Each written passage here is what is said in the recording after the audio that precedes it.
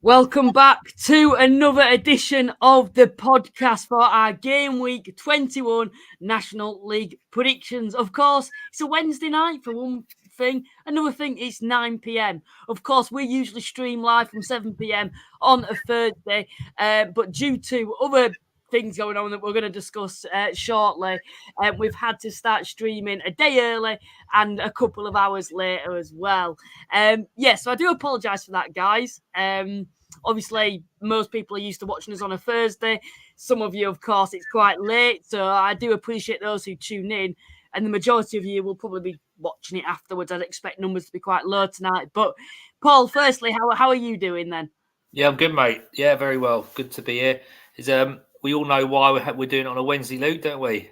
Yeah, we certainly do. Of course, I'm fortunate enough, and it's another massive thanks to you guys to be attending the Football Content Awards tomorrow night at Anfield.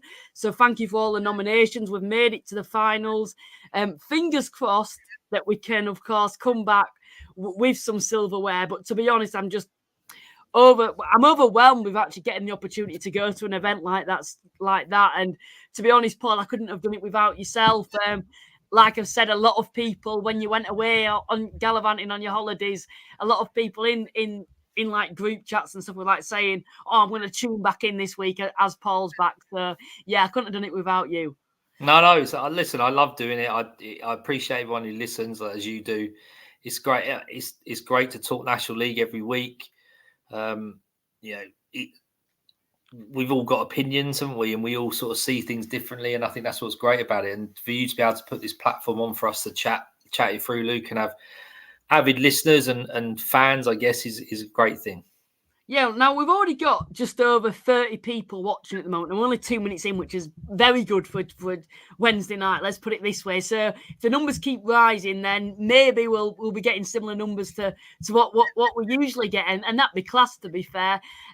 But yeah, basically, I think it's probably going to be a bit of I'm hoping it is. It's going to be a bit of a shorter podcast tonight. Of course, it is quite late, so we not get it over and done with, because I love speaking to you guys, and I'm sure Paul's the same. But it is getting quite late, so we're going to try and get on with the predictions. But we'll have a quick look at the live chat, as a lot of people have come in, and then we're going to get straight into the predictions. We're going to talk about some topics as well. Maybe keep that a little bit low key tonight. But yeah, let's have a look at what people have been saying. If you're new, please don't hesitate to get involved in the live chat. We genuinely welcome all people into the live chat. So let's have a look. Lee, who's a Wrexham fan who tunes in mostly every single week. Welcome to the stream, Lee. Joe's coming.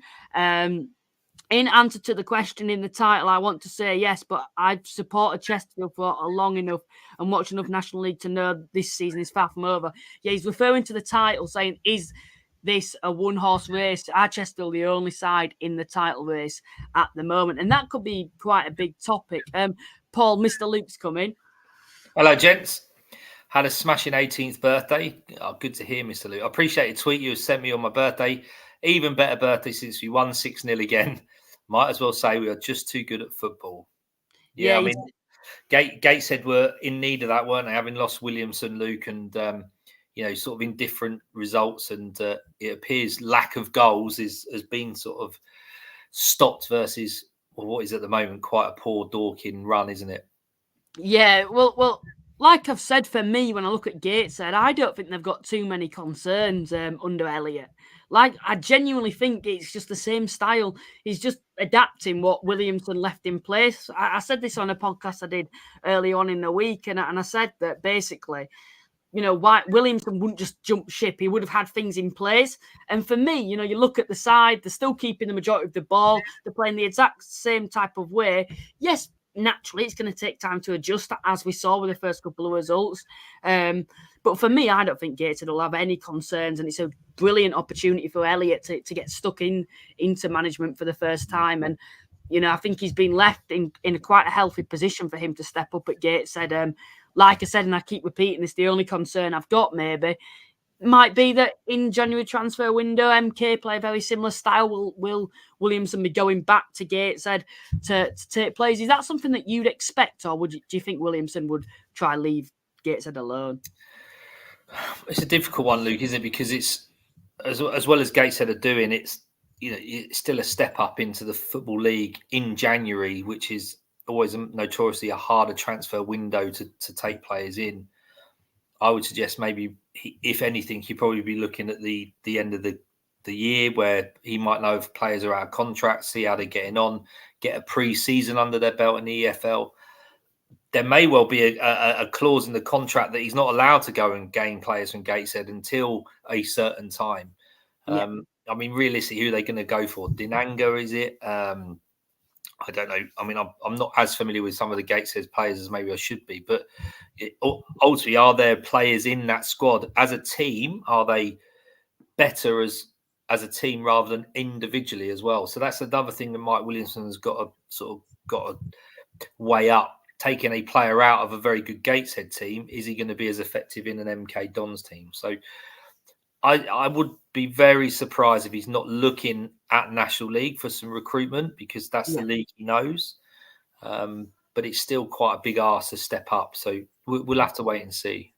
For me, I reckon when I look at MK, I think they're going to wait until the end of the season, because Gateshead players aren't out of contract, and Gateshead are doing quite well themselves in the league. So maybe they won't want to leave a project at Gateshead and stick it out for the season, and then there'd be probably more offers on the table as well for the Gateshead players, because there won't be many sides prepared to pay a fee for these individuals. Like if you're Dinanga, you're on maybe to get the golden boot. Why would you leave mid-season to MK in League Two? And also that, MK'd have to pay a fee. So for me, I personally feel the Gateshead squad will stay till the end of the season. And then that's when, if Gateshead don't get promoted, that's when the squad might be uprooted by Williamson, if, of course, he's still in charge. But Paul, Asher's coming. Hi, all. I think it'll be a matter of how many points Chesterfield will win by, rather than if they win it. I mean, I know you're much more of in that camp, Luke, aren't you, than I am. I think there's still some fight in Barnet and some others. But, you saw the game on Saturday. They seemed to turn it on in the second half when they were under the cosh a little bit. And they are a strong team. And I wouldn't be surprised if Ash isn't too far wrong, to be honest. For me, I think those that are saying that he's still a title race are either Chesterfield fans, I don't know what the best word is, maybe overcautious and don't want to get ahead of themselves because they know in the past they've been in a similar position and then it all came crashing down, or fans who were just genuinely just dying for another title race like last season. From what I've seen from Chesterfield, they're a step above everyone else in the league. I said it, didn't I, last week on Thursday's show? I said if Chesterfield win on Saturday, then I genuinely think it'll be theirs to throw away at this point now. They've got all the foundations. They've got the biggest budget, the biggest squad. I think the biggest squad anyway. Basically, the size of the money that they've got, they can attract more players if they don't have the biggest squad in the league.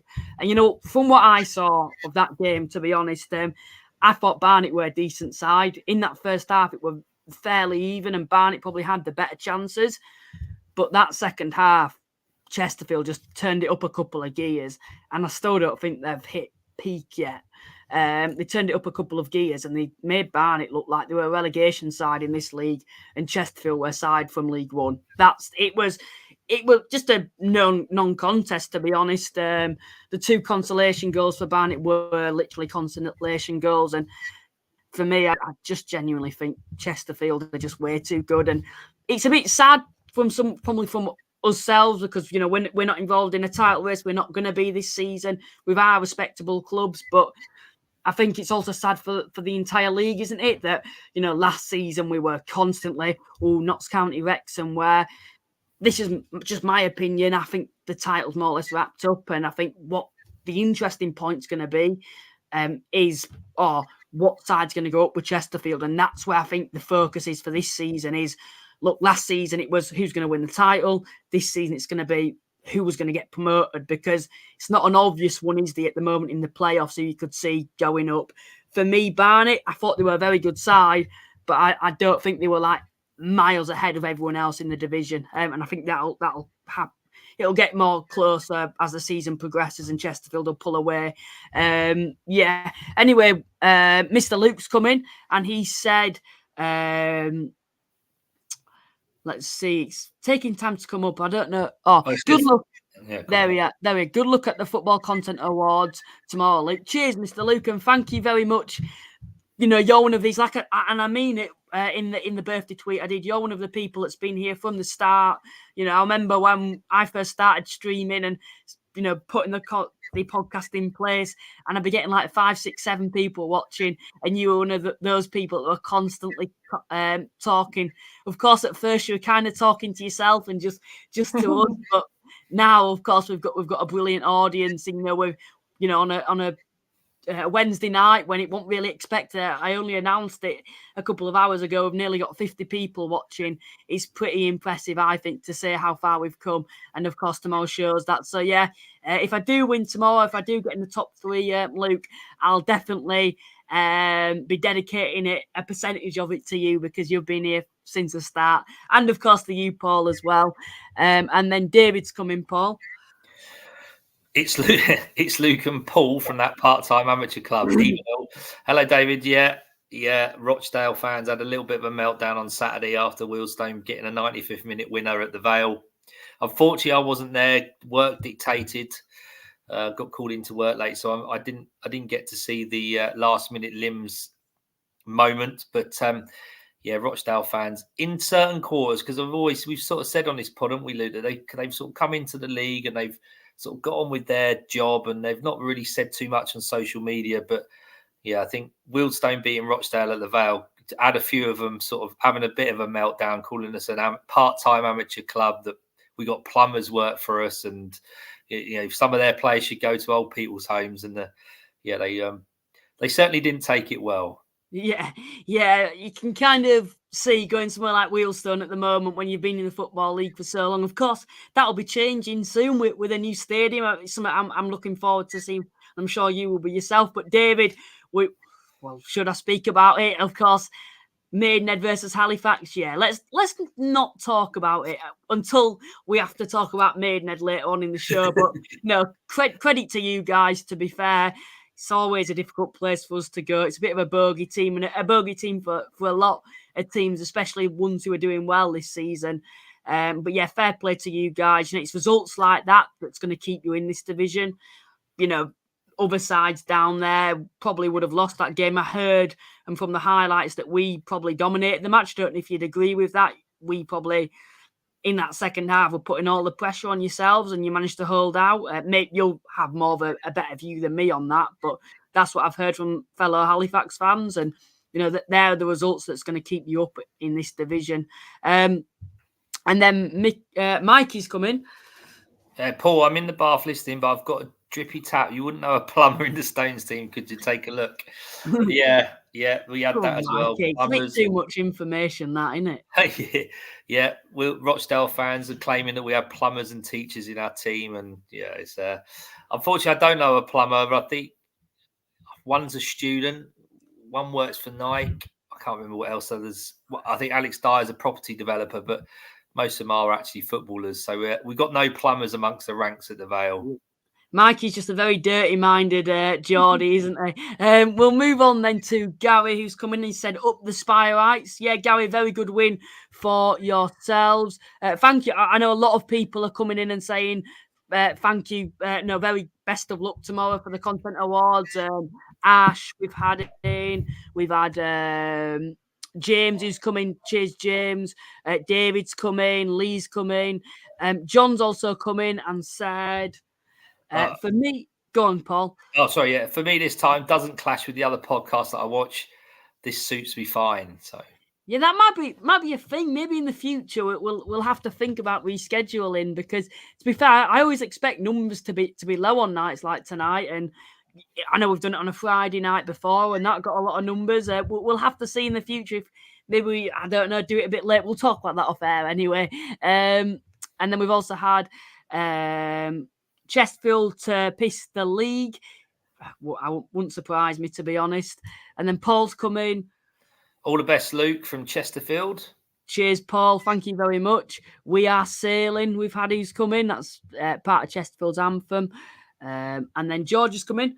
Looking forward to our new manager, Sal. Did us well, but football's a result-based game, and the results weren't coming. Yes, we've seen that sacking this week, Luke, haven't we? And I think we've been both sort of mentioning it over the last few weeks that he was a little bit under the cosh, and they invested in the summer, and it didn't really appear to be anything too good, in terms of what the quality. And I mean, some have said in some quarters that Darren Sarll was a victim of his own success, getting them to where he did last year, and they haven't followed it up. But perennially, they've always been up and around the playoffs. So to be where they are now, not be on any decent run, and from what I see on social media, some fans in some quarters are quite pleased that he's gone because of the way that they play, and so he'll get a job somewhere else. He's got the pedigree around National League level, where it's National League South or National League. So it'd be interesting to see who Woking do get in. I know there was sort of talk of the Cowley brothers who turned down Bradford recently. Tom from Notts County, put together a thread and sort of suggested Stuart Maynard amongst others, and Daryl McMahon, and there's lots of names out there that could sort of take that mantle on, and it's a decent job for someone, isn't it? They've had investment recently, they've got a decent little ground.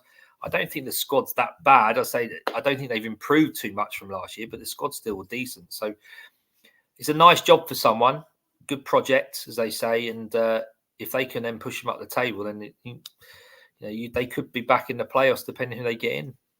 So if you're not going to like this, I don't think it's going to happen, but I think Stuart Maynard would be a perfect fit for working with the squad. Like you said, I personally feel that Sarll's been a victim of his own success, because you look at last season at Woking, they certainly did overachieve, especially with how competitive it was at the top last season. They almost finished above Chesterfield, who had probably 3 times their budget, if not more, last season, and almost finished above them. Some other big clubs as well who had more money, who they finished above. But of course, when you have a season like that, the expectation is, we've got to replicate it or do even better. And of course, when Notts County and Wrexham have gone, Woking fans are probably thinking at the start of the season, we've got an opportunity here, we've got an opportunity to probably get promoted or be in this title race with Chesterfield, or maybe be best of the rest if Chesterfield get promoted. And unfortunately, it's kind of gone the other way. I think it was myself who predicted them just to finish just outside the playoffs. Was it Woking or was it Barney? It might have been yourself who actually predicted them to finish outside of the playoffs at the start of the season. I'm not trying to take your credit there, but for me now, I think Woking are an ambitious club. I think that proves it, that they've got a manager who's taken them to as high as they've finished in non-league for a number of years, and then they've had a bit of a bad start. It proves how ambitious they are, because I don't think they've been horrendous. They've just not been to the standards of last season. Have you got all to add on that? Yeah, I mean, I think what also it shows, Luke, is if you stand still in this league, you're going to actually go backwards. And I think if you look at Boreham Woods, you look at Woking, with their recruitment, bearing in mind the investment levels that get put in, with their recruitment, it's not been brilliant in the summer, been a bit inconsistent, which has then led them to not be as up the league as much, because other teams have improved. Altrincham have improved. Oldham will improve. Southend improve. I know Southend are different from kettle of fish with their points deductions, but you look at Woking, you look at Maidenhead, you look at Dorking, you look at Wealdstone. They kind of have stood still a little bit, and there, because of that, they sometimes look like they're going backwards. So it's a real sort of show of the quality of the league and the strength of the league, that every year teams seem to will get better, irrespective of their budgets. Teams will get better at the level they're at in the league. And I don't think Woking are one of those that have, and Darren Sarll's sort of paid a price for it. Now, I'm going to put a poll in the chat for, is the title race a one-horse race with Chesterfield? And I'm going to ask you guys who are in the live chat, as we've got quite a lot of people who are tuning in, if you agree. And we'll put that in a sec, but we'll have a look at the live chat before we do that. Harry's come in and said, we are York. Lloyd has come in and said, hi guys, Mr. Luke, you're not too good. We were just shy. And then I think it's Dan. Dan's coming.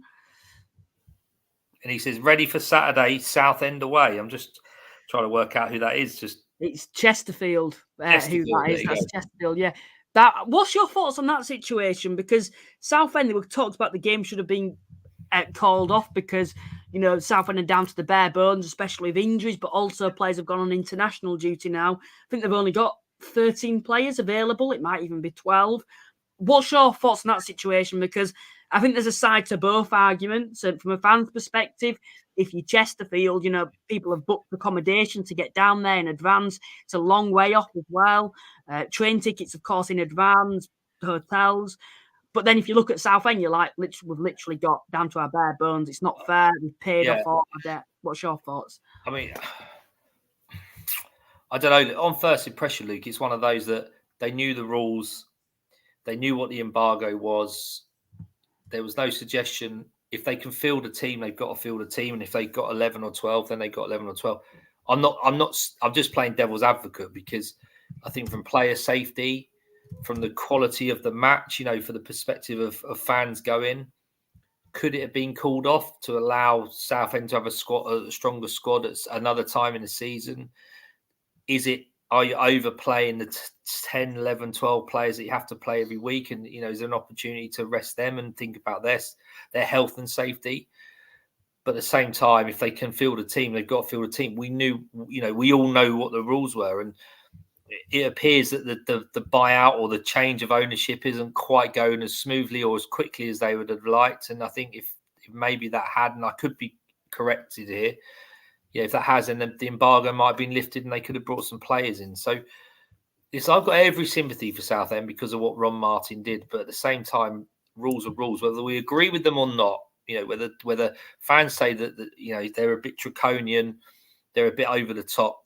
Rules are rules. We have to stick to them. And if we don't, then any rules that are put in place and then they get bent that little bit, there's actually no point of having rules. So it's a tough one. And it's going to be a tough gig for Southend, isn't it, playing against such an informed side, even if they are at home. I think for me, what Southend fans might need to remember, and I keep repeating, it's not Southend fans' fault whatsoever, or Southend anymore. It's Ron Martin's fault, and he's left the club in a mess. But the National League have been quite lenient overall, to be fair. Obviously not under this situation, but towards Southend, they've tried to avoid giving them point deductions.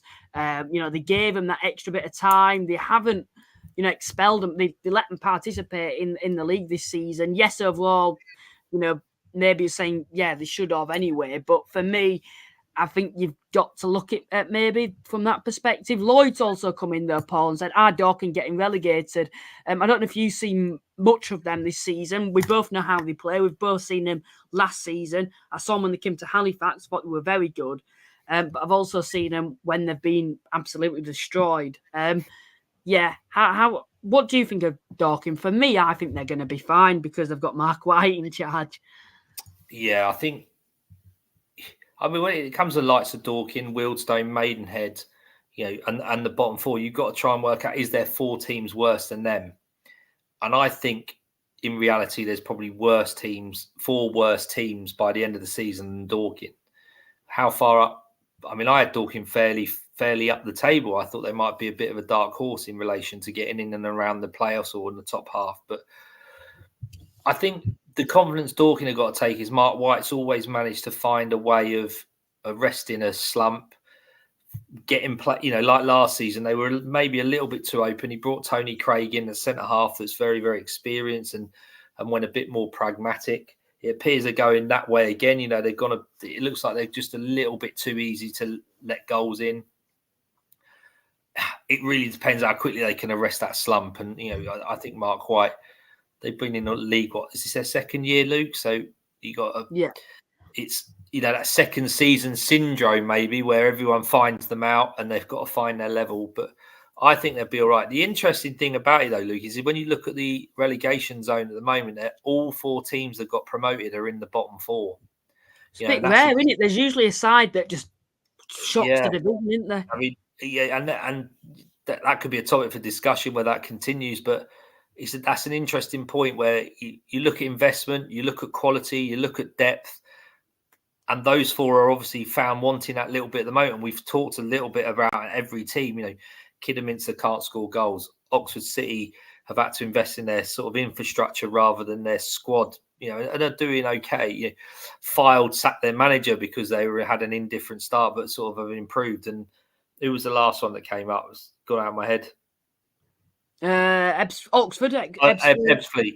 And Ebbsfleet a full-time side. So you'd have thought, but they're still having to adapt, and they're still gone with a lot of the majority of the National League South, and it's a big step up. So if you think about it, you look, the only side that had never had National League experience in the past, and I don't mean where they've been a yo-yo club in the past, but 3 clubs that used to be proper established National League clubs were Kidderminster, who have been in the Football League in the past and have a very good fan base. You've got Fylde, who in the past were side in a very ambitious National League club with a lot of money behind them.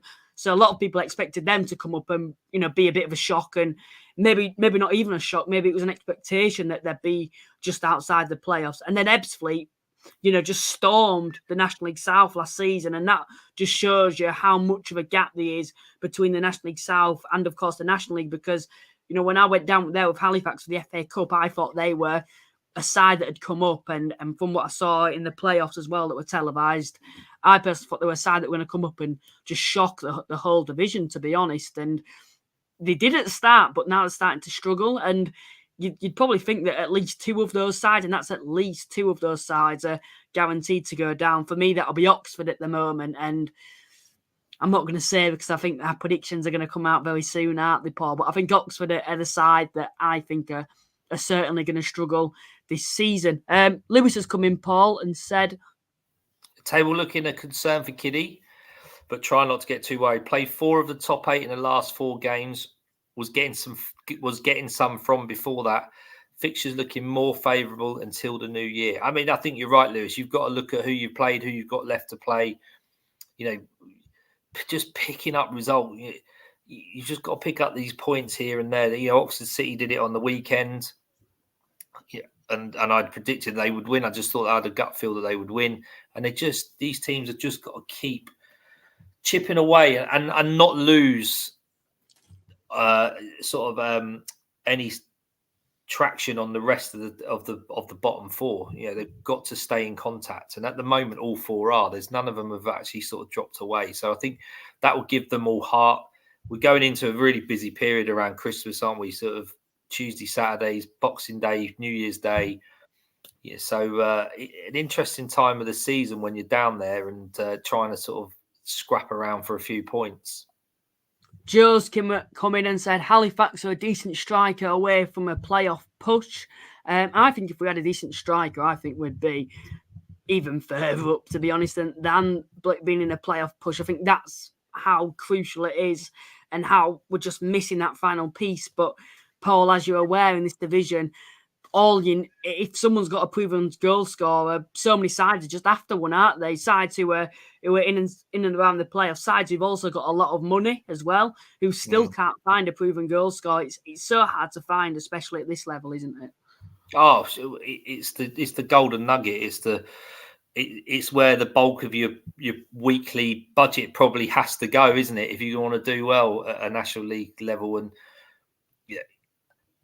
the thing is, the teams in the lower part of the division have got to entice someone to come along. Like we were talking about Asante last week. He's ended up going up to Darlington, probably got a good contract up there.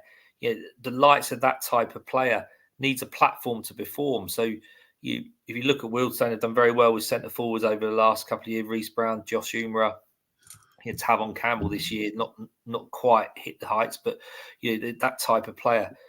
You need someone to come in, do a job for you, knowing that you're probably going to lose them. Whereas at the top end, your Mullins of this world, Will Griggs, they can afford to give them a 2-year, 3-year deal on decent money that was probably EFL League 2 or League 1 money. So, there are the have and have-nots in the National League when it comes to centre forwards. And listen, we've all looked at clubs and they've tried to go and find the little gem, the Jamie Vardy, the future Jamie Vardy from your Northern Prem and your Ryman's Prem and your Isthmian Prem and your National League South. It's a massive step up. And the recent example is Ryan Seeger came from Hungerford, went over to Dorking, started off all right, hasn't been consistent, and has gone back to the National League South. So,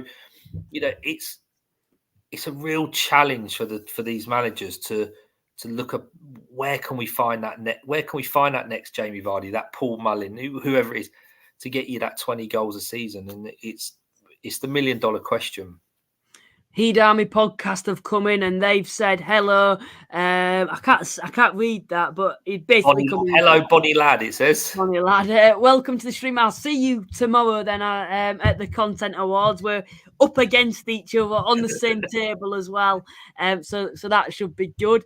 And then we'll quickly get through the live chat. Working, but too many players like Oyeleke injury prone.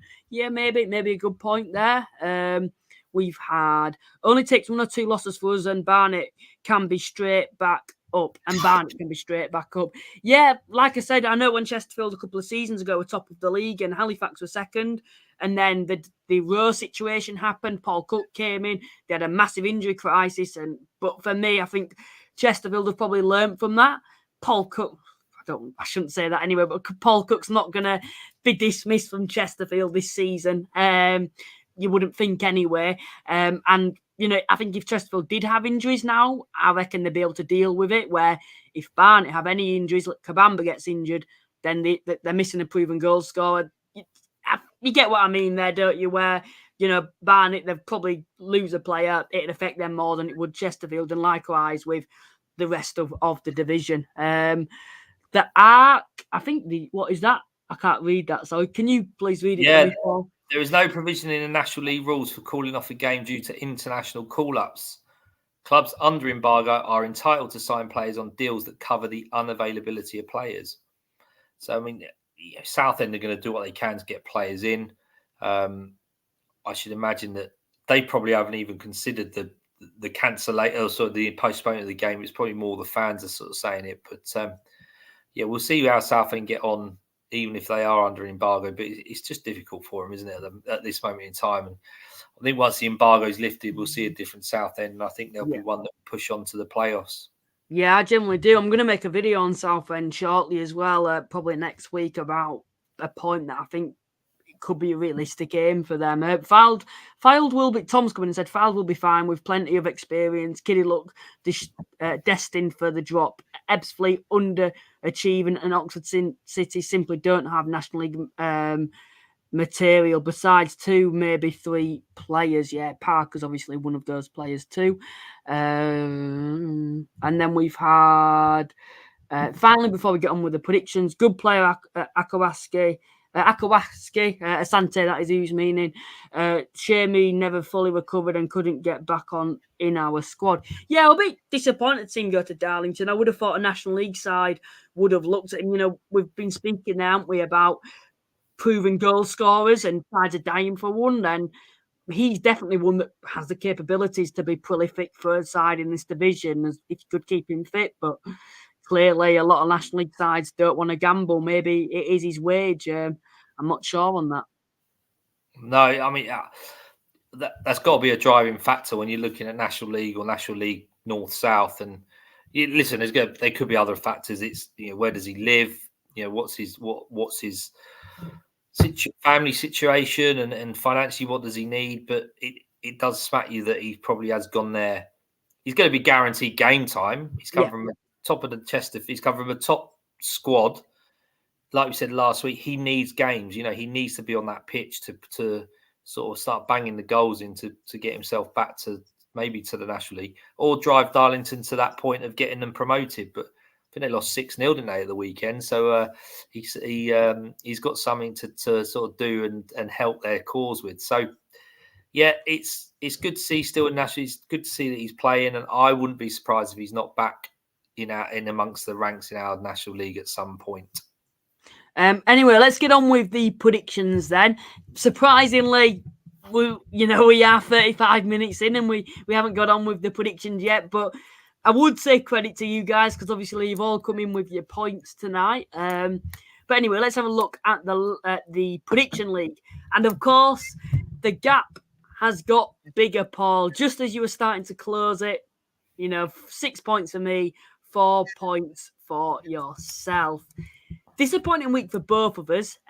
Apart from the one prediction that I got correct that I'm over the moon with, and I wouldn't have thought at half time was, of course, the Chesterfield 4 Barnet 2 prediction that came off. So I think I probably celebrated more than the Barnet fans when that second Barnet goal went in, to be honest. So, yeah, that's basically saved me. The reason that I'm still in the lead at the moment. But, Paul, disappointing week from yourself. Yeah.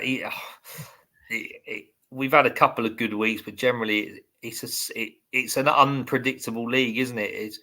I have to say, Luke, that's got to be prediction of the season. Picking a 4-2 win for someone and getting it right, that's incredible. Maybe you should pick my lottery numbers next week. But it's listen, there's only 3 points in it. This week's all seem fairly even games as well. I don't know how you feel about them, but I don't feel there's going to be many goals, and it was quite hard to predict. But they're hard to predict every week because any team really in this league can beat everybody else within reason. So I genuinely think that it's easier at the start of the season than the end. Well, no, than this point. Maybe the end of the season's when it starts to get a bit easier. Because at the start of the season, you're literally giving estimation guesses, aren't you, basically? Where now, because we know a lot about different teams, we're going into details about each prediction. And that's obviously not coming off because we're thinking about the predictions too much. You're probably right, yeah. So unpredictable that, it's going over our head. But to be fair, maybe it's an opportunity for you or maybe an opportunity for me to extend the gap with me doing absolutely no research on the predictions apart from just literally thoughts in my head on the upcoming predictions and just using the knowledge I've got on the league overall, because I've literally got in about 10 minutes before the podcast was meant to kick off, got everything set up. And I've had no time. I don't even know half the fixtures. I just remember doing a thumbnail and putting 6 fixtures on there. So yeah, anyway. Oh, and I put Kane Ferdinand on there, the Maidenhead player, as he scored against us, just to show the Maidenhead fans that I'm not salty. But yeah, we might as well get on with the predictions. If I can get it up here. We'll take this off your screen. Of course, you guys get involved in the predictions. If we get enough, I'll try put them out as well. And of course, have a bit of a discussion between yourselves too.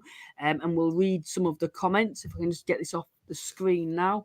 Let's have a look then at the predictions. So the table, Chesterfield still at the top.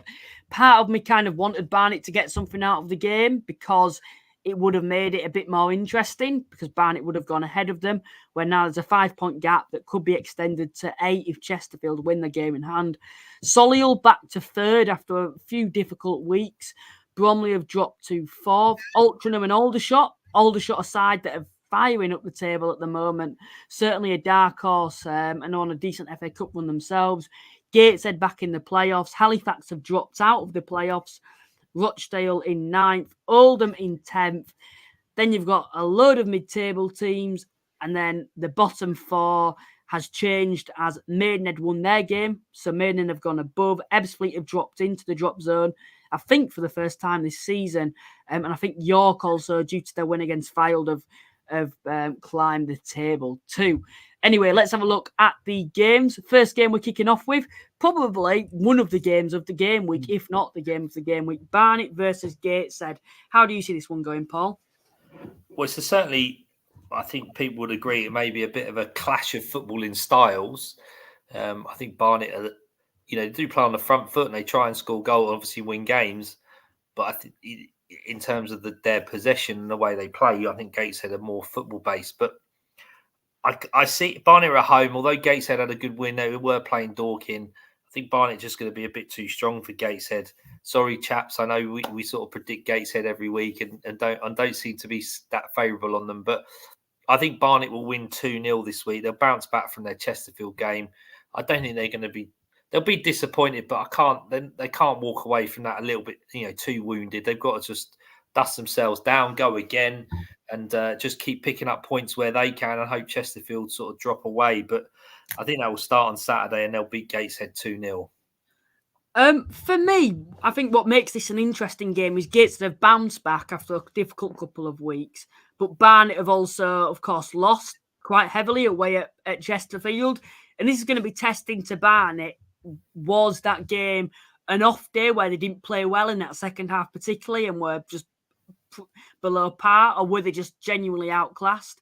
Now, if they were below and didn't turn up on the day, maybe they're starting to be found out and going on a bit of a bad run. That's what I think makes this game proper interesting, because I don't think Gateshead at home is the type of game that you're wanting to bounce.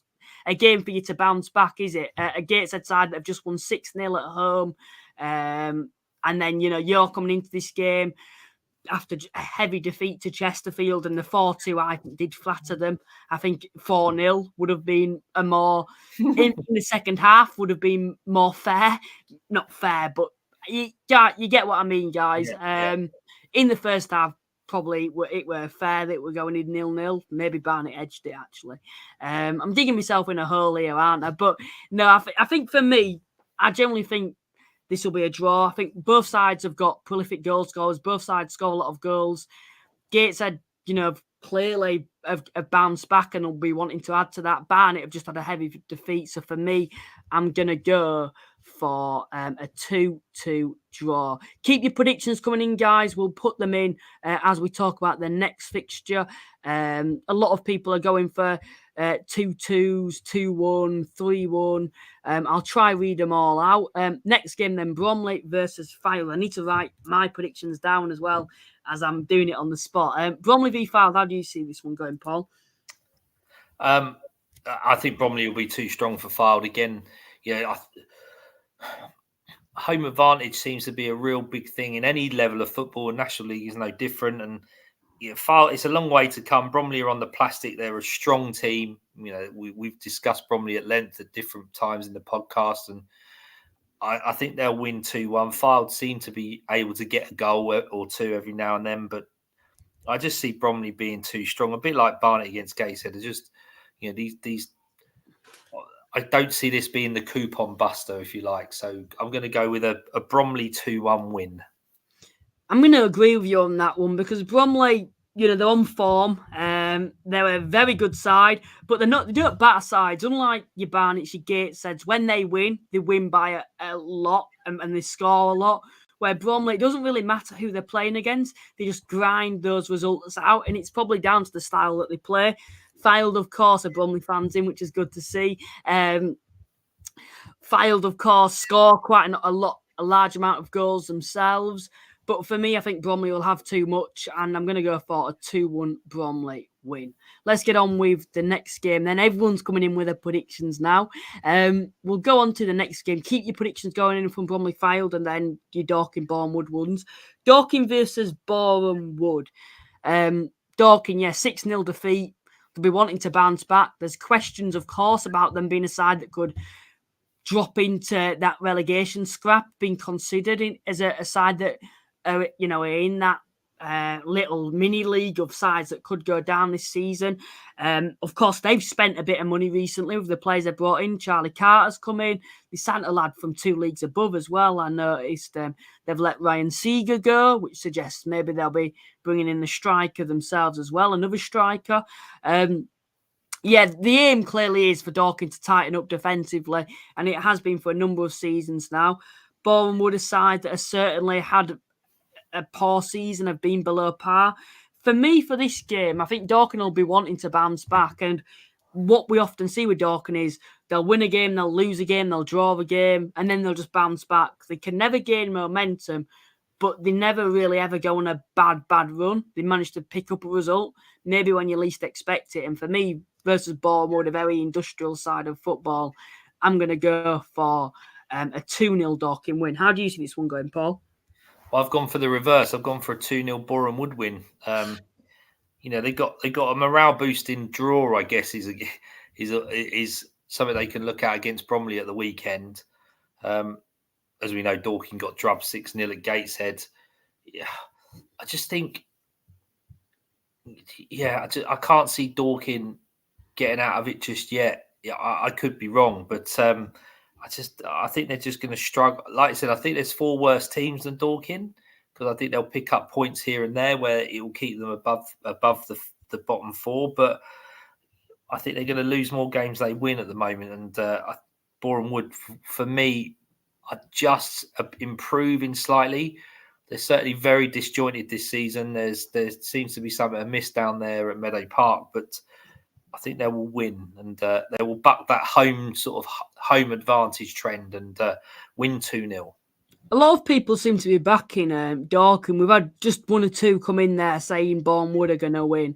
A few draws is there as well. Someone said Boring would win.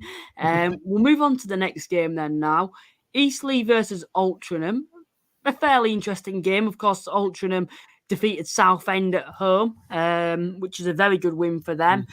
Eastleigh, of course, themselves at the moment, I can't remember their result. Like I said, I am winging it tonight. I can't remember who did Eastleigh play last week. Oh, Oldham, didn't they? It was Oldham, and they drew.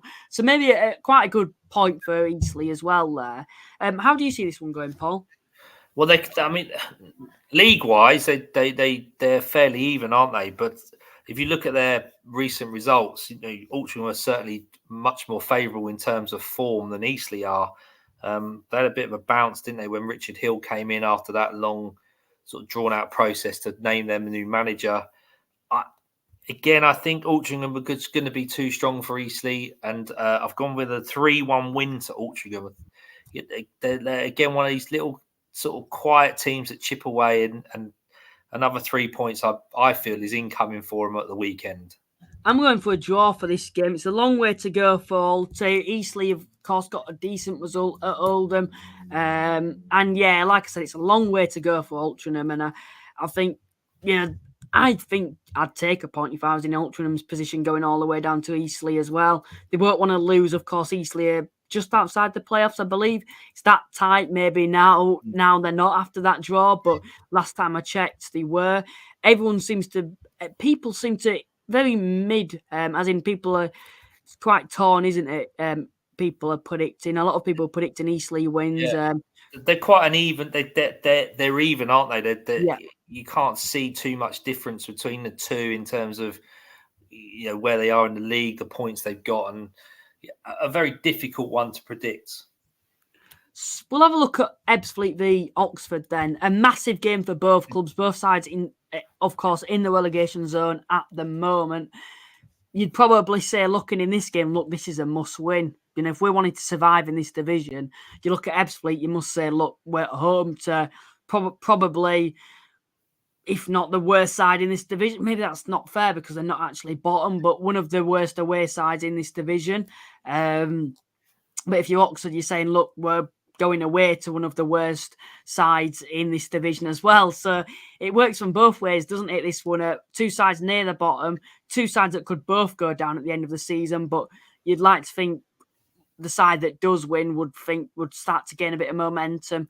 But a side that loses to this, you probably go into it thinking, well, if we can't beat these, who can we beat this season? How do you see it going, Paul? I agree with you, Luke. It's one that the mindset's going to be, we just cannot lose. So because of that, I've gone for a 2-2 draw. They're both capable of scoring goals. Dominic Polian, I'm not sure if he's playing this weekend or not because of international duty, but Dominic Polian needs to start scoring again. He had a great season last year. He started off well this season, went on international duty, and I don't think he's hit the back of the net since. So if they can get him firing, then they've got more of a chance. But it's definitely one of those where, as a fan, I'll be saying, we just got to get something out of this game. They're both capable of scoring goals. They both play decent enough football. So I've gone for a 2-2 draw because, just like you said, I just think Oxford will be going, we've got to get something out of it. Ebbsfleet were thinking we can win.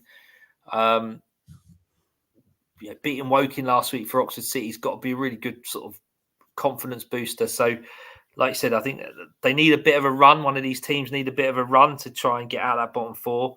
So it's a 2-2 draw for me because I just don't think either of them will want to lose the game. Mickey's coming there with a good point. I don't know why I keep saying Mikey. I do apologise, but Mickey's coming there with a good point. And he said that Ebbsfleet won that absolutely destroyed the National League South last season, like we've said, and Oxford just got up through the playoffs. Script had a good playoff campaign, but no one would have predicted them to have gone up through the playoffs. A lot of people thought Dartford would. people are already getting on with the Halifax Wealdstone predictions. Hold your horses, guys. We'll be on to that. We'll be discussing that for a long time with us both being against each other. But back to this game. And I agree with him on that, saying that it'll be telling that Ebbsfleet will show their quality against a very weak side. For me, I'd like to think Ebbsfleet are going to survive this season. I think they've got some good players. They've got a goal scorer. You can't dispute that. And a lot of sides down there are dying for a prolific goal scorer like Dominic Perlian. And I think overall, the squad, I'd like to think that they'll be able to survive. They play quite a good style. If Oxford did somehow get something out of this game, it'd be a better point for Oxford than it would for Ebbsfleet. Ebbsfleet have to think, look, we're at home here. This is a massive match. We need to start winning matches at home. We've got a decent result all the way up at Hartlepool. Let's get a win now at home and get out of this drop zone. So for that reason, I'm going to go for a 2-1 Ebbsfleet win. Both sides often score a lot of goals too. We'll move on to the next game now. Twice a season we're against each other, Paul. We battle it out. Halifax versus Wealdstone. Then come on? I'm waiting for this Halifax win. You're waiting for Halifax. Do you know what? If you say a draw, you think Halifax are going to win. You just can't. It's a difficult one for me, Luke, because Wealdstone, I think, have won 1 in the last 22 away matches. Their away form is absolutely wretched. We got a really good win against Rochdale at the weekend. I have to say that Halifax probably didn't get the result they wanted out of Maidenhead. May have got the performance, but not the result. And I think my heart more than my head has gone with this one. I've gone with a Wealdstone 2-1 win. So David Simos has gone Halifax 1, Pub Team 0. So yeah, it depends whether we can get all our players out. Some of them might be working, but no, I think I've got a sneaky feeling Wealdstone will win. They're in good spirits. They're up to 12th. It looked a bit desperate when we lost to Kiddie a few weeks ago. And I'm hoping this will arrest our awful away record and we do take a win at the expense of your team, Luke. So I do apologise, but I think it's more heart than head this week. Thing is, how I see it, it's probably just me being a supporter of how every club will say it, it's going to be them. No, he knows we're going to end up losing it. And Wealdstone are going to win away at some point, aren't they? They're going to get a win away at some point. And Halifax, as you're aware, we haven't actually been that good at home. We've improved as the season's gone on. We beat Hartlepool, we beat Kidderminster. We're actually going into this home game on very good form. But we're a side that's having a few injury problems ourselves. Of course, we don't have a prolific goal scorer in the side, of a striker that's capable of scoring many goals. We're relying on Cosgrave, who I personally think, no disrespect to him, but he's just simply not good enough for this level. I think he proved that when he was at Dover. Although Dover was struggling, he didn't score goals there. Kings Lynn, he didn't do it there, and he's not doing it at Halifax at the moment for me. And without Harker, we haven't really got any striker that's capable of scoring goals. So we're relying on players from other areas to score. It can't get any better than last season as winning 5-0. I've got to get that in there. It's not going to happen. But I'd like to think after a Maidenhead defeat, if we're really wanting to compete for these playoffs and for sides to take us seriously when we're saying, we want to be in the playoffs this season, this is a game that we've got to win. So for me, I'm going to go for a 2-0 Halifax win. The other thing to consider, Luke, is at the moment Wealdstone don't have a goalkeeper. Get your shots off then. Jed Ward got recalled by Bristol Rovers in the week, played in their EFL Cup tie yesterday, kept a clean sheet, but we won't be seeing him again, unfortunately. So his loan spell has finished. So it'll be interesting. It's refreshing to hear that Halifax haven't got any strikers because Wealdstone haven't got a goalkeeper. So hopefully they're not going to be put under too much pressure, whoever does. Whatever, goalkeeper we can get out for the pub team at the weekend. Yeah. What do you want? You what? What do you say? I thought you called Halifax a pub team for a second. We'll say. We'll be able to get someone in to play for us. But no, I mean, joking aside, that it'd be interesting to see who we do get in goal and who we get on loan for the rest of the season, because Jed Ward has certainly really improved in his performances since the beginning of the season, where he made a few mistakes, but he's looked quite useful recently. So hence why Bristol have called him back. And I know Bristol Rovers have got a new manager, so that's probably had they want him back to evaluate him. So, yeah, we've got to get a goalkeeper in. I think Hart says that we'll win and we'll arrest that slide. So, yeah. Well, I'd like to think that we're going to win, to be fair, but it's one of those games, and I wouldn't hear the end of it, to be honest, if Wealdstone managed to come to our place and win. Like I've said, you've got the worst away record in the division, but you're going to win away at some point, aren't you? And it's going to come up at some game. I just hope it's not going to be this week, to be honest. Yeah, of course, you're not coming up to this game, Paul. That's what I was going to say. Yeah, no, unfortunately, I'm away down in Butlins in Minehead at a 90s revival weekender called Shine On. So I was very disappointed that I wasn't able to come and say hello and get involved with any blogging you do. But, hopefully we'll see you down at the Vale for the return fixture, and I'll make sure I can get up to Halifax next year. Yeah, fingers crossed anyway. Asthma, to be fair, I can't complain about that. You're going to watch good music there. Yeah, looking forward to it. I'm not sure my body is. I'll be suffering I don't know what I'll be like on Thursday doing the podcast after coming back from there, but I should be all right. You got a bit of time. Speaking of that music, I was trying to get a vinyl today for Stone Roses for the setup with the Lemons on it. I can't remember what the album's called. It's the album that everyone knows Stone Roses from. It's their main album. I was trying to get that for the background, but it was just too expensive, so I'll have to get it online. But yeah, let's move on to the next game. That's enough of me waffling.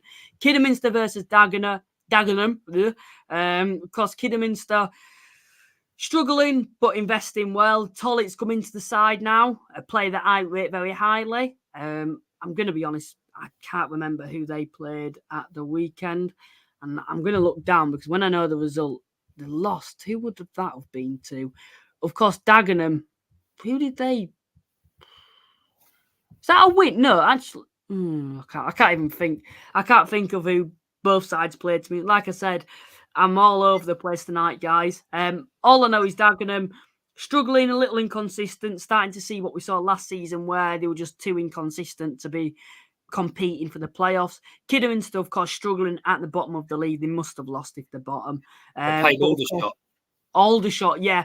To be fair, there's no wrong, is there? We're losing to Aldershot, especially after the high that they just had.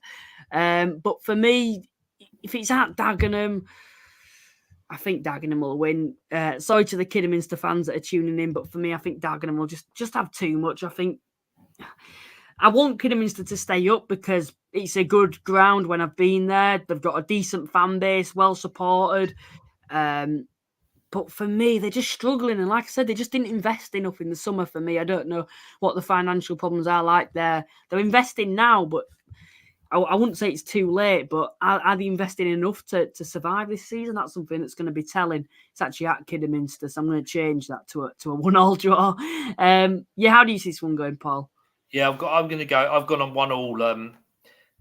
Kiddies struggle to score goals. They are investing and trying their best.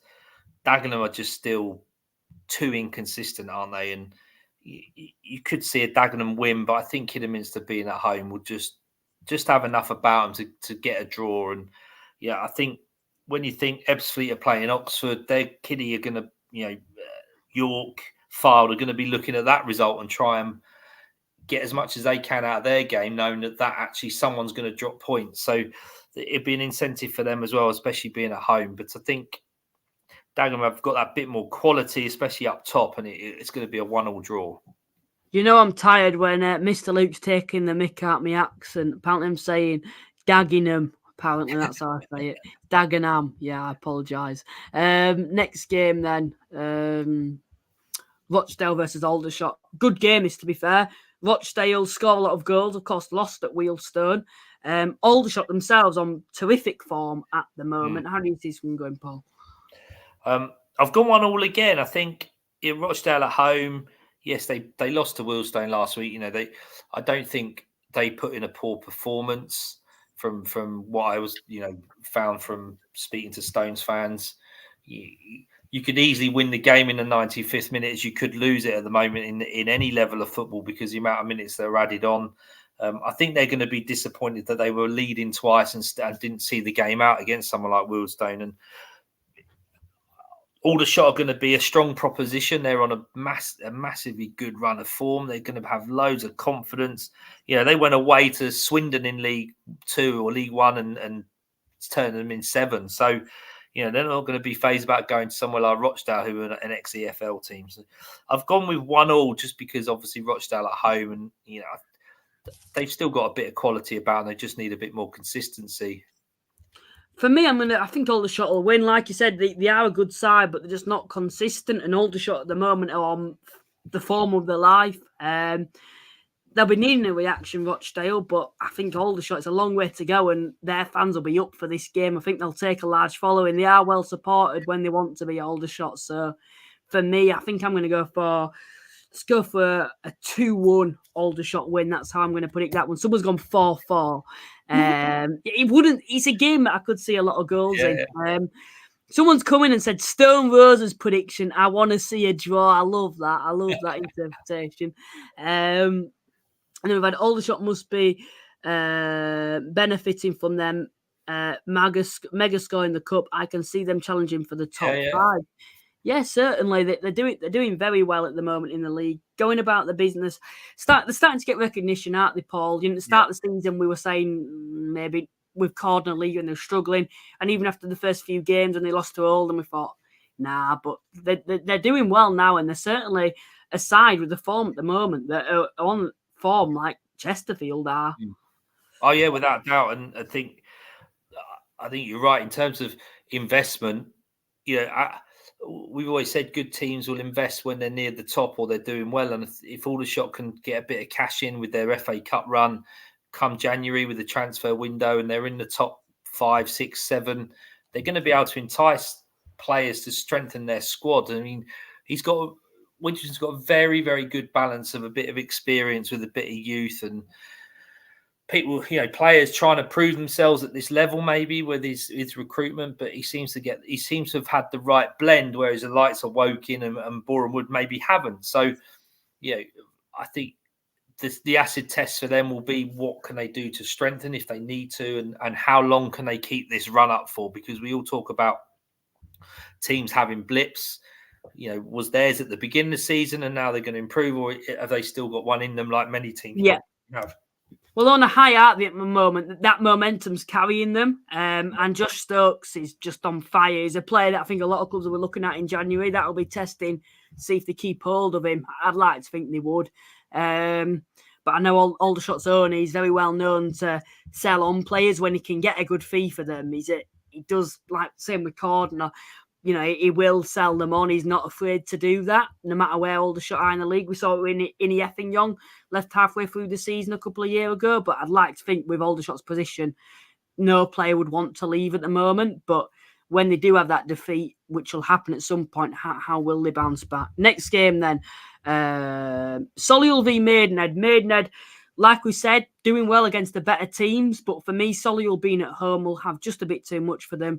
I'm going to go for a 2-0 Solihull win. Of course, Maidenhead come into this after beating Halifax. How do you see this one going? Yeah, no, I've gone Solihull 2-0 as well. I think, like you said, Maidenhead always seem to sort of pick out their performances against those stronger sides. And as much as we sort of say Maidenhead are struggling, they pick out results to keep them out the bottom 4. And Alan Devonshire just seems to know what he needs to do to sort of stay in this league. And what you got to bear in mind, Luke, Solihull have still only lost 2 games all season. They probably just draw too many games, but I can't see them being anything but a win on Saturday. They are, like you said, they're at home. They've got a lovely surface at Solihull. They play good football, and I think their good form, their good consistent form is going to continue with a 2-0 win. Yeah, I can agree. I can agree on that. But like I said, maybe I need to look a bit more at Maidenhead for future. When I'm predicting them, and it might be naive for me because I like to think I know enough about them. But when I look at them on paper every week, it's like the opposition are better. But you know that they're going to grind results out. But for me, when I look at Maidenhead, the sort of team that will grind results out against the better teams at home. But, I mean, Maidenhead a little bit. We were talking earlier about Gateshead. Maidenhead at the level they play at National League is the team is better than the sum of the parts. Maybe if you look at a team individually, Maidenhead players you may have one or two in different National League teams, but they wouldn't jump off the page and say, I'd have them in the squad. But put them together as a team and with the coaching they've got, that they're effective. So they are a hard one to predict, right, Luke? Because they'll beat Chesterfields of this world and they'll lose to the Files, and you just never know what to expect from them. We've got over 60 people that are watching at the moment, which is mental, to be fair, for being on a Wednesday night so late. Someone's put in, can Aldershot win the league? For me, no. Too much of a gap between them and Chesterfield. And I think Aldershot, the sort of side, when they have a defeat, that's going to be testing to see when they react, where Chesterfield, I just expect them to react. Next game, Southend, Chesterfield. Let's have a look at the poll then that I put out earlier. Is the title race over? Now, I'm going to have a look quickly. But, Paul, as I do that, what's your thoughts going on this game? I've gone for a Chesterfield win. I don't think we can look past that. Southend down to the bare bones. Players are probably playing out of position. Players are playing on fumes. Chesterfield are flying high. They've turned Barnet over. Their nearest competitors at the present time, like you said, fairly easily. Especially sort of turn it up a gear in the second half. So I think Chesterfield is just going to be too strong, and they'll take a 3-1 win out of Roots Hall at the weekend and continue that juggernaut towards 100+ points for the season. Yeah, so I'm going to have a look at the poll now and see what people are saying. Now, 81%, we've had just over 50 votes, and 81% have said that Chesterfield are the only side. They think the title race is over. 19% still think that there's teams in this title race that can compete. Please remember to like and subscribe, guys. A lot of people watching, so it'd be good if you are new. I'd expect a few here to be new to subscribe to the channel. We go live every single Thursday usually. Of course, we've had to reschedule this week, and please remember to like as well. For me, I was speaking to a Chesterfield fan, and I like saying, do you think, and I was saying to this guy I stood next to him, like saying, do you think there's any side for you that are going to compete? And he said, well, I think it'll be our year, to be fair. And I said, yeah, but who do you think is going to go up with you? What side do you think are going to compete? He says, well, from what I've seen, Altrincham, he said Altrincham were the side that he were very impressed with when he went there with Chesterfield. And I said, well, I think if any side are going to give you a game, it'll be Southend, because they are a very good side and they'll want to win this game so much. Maybe it'll spur them on what's happened, how the league have treated them to win this game now, because there's no pressure on them. They're at home and they're very good at home this season, Southend. So I'm not going to just go out and say Chesterfield are going to win. There's nothing really to back Southend apart from them being good at home. But with what's going on at the moment, maybe you'd say that Southend will just lose this game. But for me, it'll be such a big crowd. It'll probably be one of the best atmospheres at Roots Hall this season. Southend will be so desperate to get a result against them. I'm going to say they will, and I'm going to go for a 1-1 draw. Everyone's saying Chesterfield are going to batter them 5-4-2, 3-1, 3-0 Chesterfield, 5-2, 4-1. We all said this when they played Oldham, and they managed to beat them and batter them. And I think they're going to get a result out of this game again. A lot of people will probably disagree with me there. Woking v Oldham, interesting game, I think, this one. Woking struggling. I think the assistant manager will be taking charge. Oldham dropping points at home.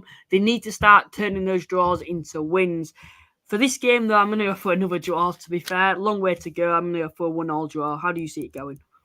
I've gone for an Oldham to win 2-0. I think, Woking aren't on a good run of form. Had Darren Stahl lost the dressing room, and will this assistant be able to galvanise them? If you look at Gateshead, it's a slightly different situation. I know they lost their manager to a higher team, but the assistant manager came in and, they didn't really kick on. Eastleigh got a new manager in, didn't really kick on. Oldham certainly got a new manager in, didn't kick on. So I can't see Woking bucking that trend this year. I don't think they're going to have that sort of new manager bounce. I could be completely wrong, but I think Oldham need to start winning football matches, Luke, without a shadow of a doubt. They've invested in Mickey Mellon, who's got EFL credibility and qualities.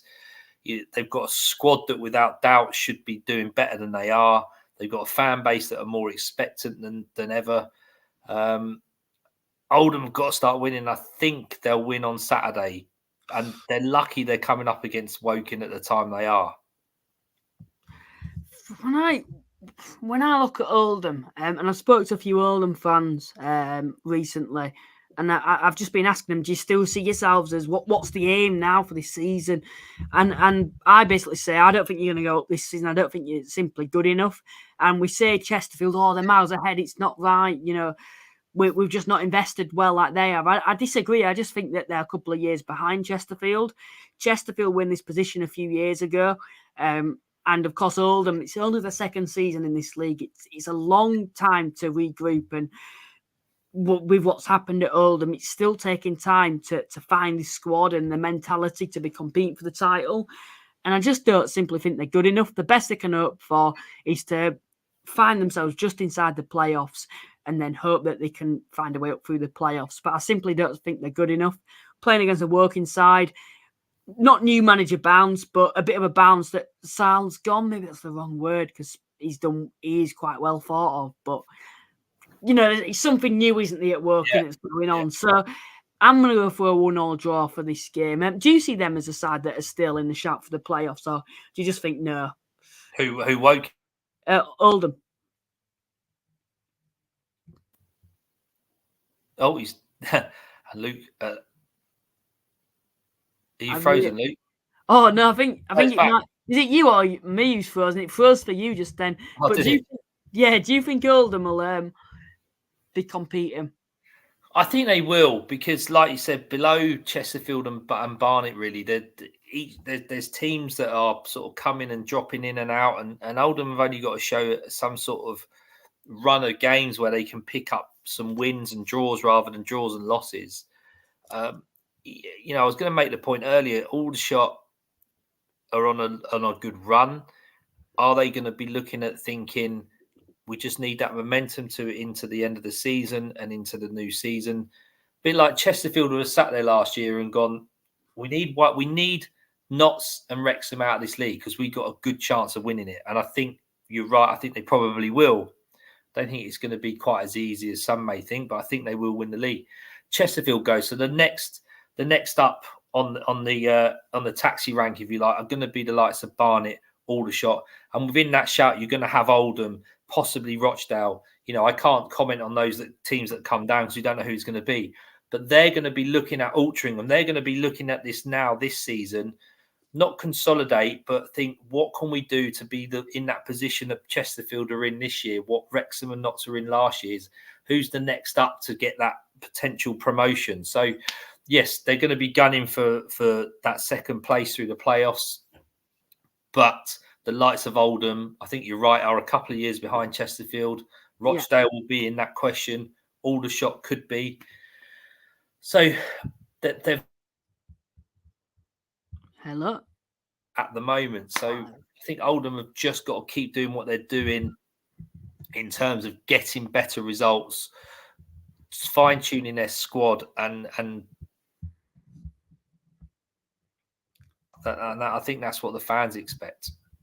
Final game then, York v Hartlepool. Now, Hartlepool expect to be taking over 1,200 to this game.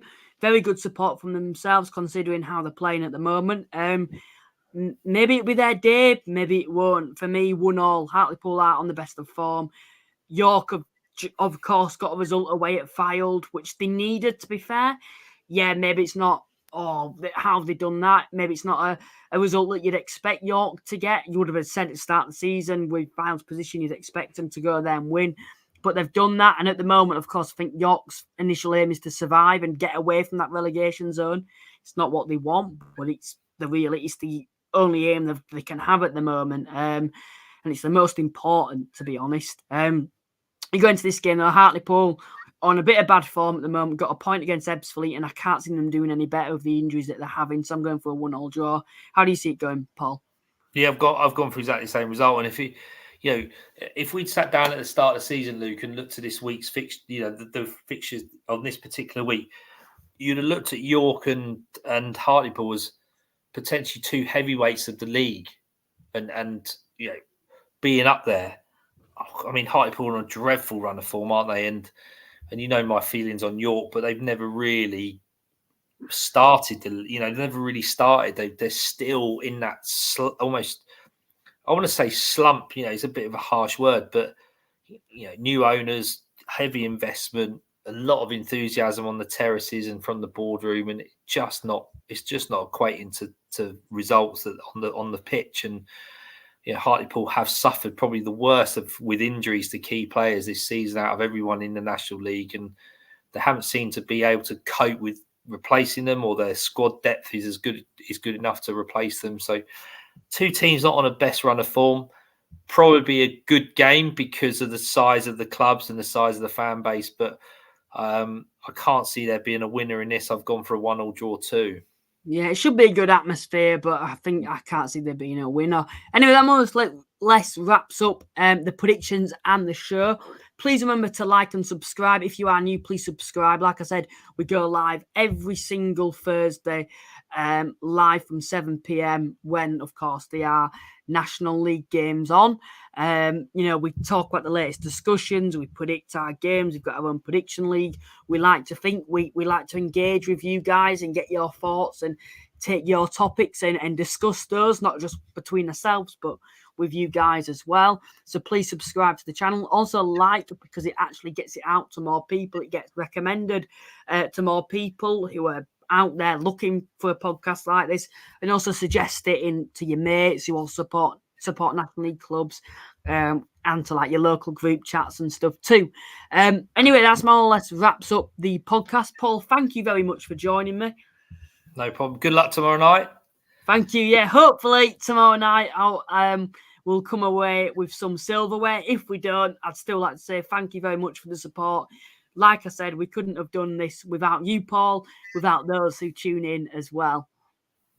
Yeah, no, very best of luck. And, come next Thursday, Luke, you might be an award-winning podcast. So you get recognised more and more. But no, good luck. Good luck to everybody else. Thank you very much for tuning in at gone 10 o'clock on a Wednesday night. It's much appreciated. Enjoyed it as ever, talking about the National League and trying my best to predict the most unpredictable of leagues. So until next time, Luke, thanks very much and good luck tomorrow. Cheers. Thank you, Paul. And cheers to everyone that's tuned in as well. Bye for now.